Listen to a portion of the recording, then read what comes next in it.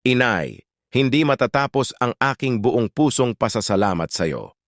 Hindi lilipas ang gabing ito na hindi ko maipararamdam sa iyo na mahal kita bilang isang aking ina. May mga araw na nasaktan ko ang inyong puso. Mga panahong ako'y wala pang sapat na kakayahang tahakin ng tama. May mga oras na nagbibitiw ako ng mga salita na hindi ninyo nagugustuhan. Subalit alam ko na paulit-ulit ninyo ako pinatawad. Hindi ko man masabi sa iyo ang mga salitang ito ng harapan. Sa simpleng pagyakap ko'y tila naramdaman ko ang inyong kagalakan. Binabati kita aking minamahal na ina. Maraming salamat sa mga sakripisyo at mga pangaral na siyang naging marka sa aking lumalagong isipan.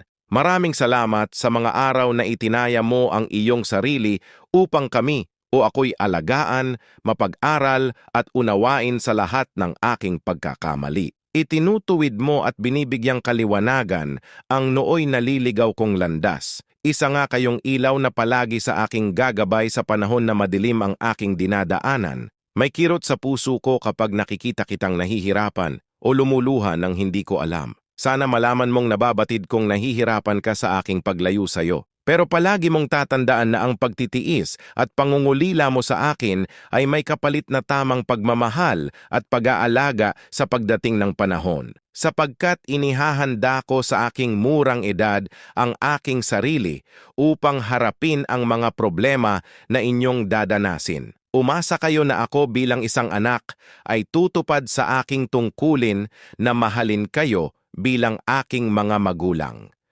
Nagmamahal. Noe Fact Stories. Maraming salamat.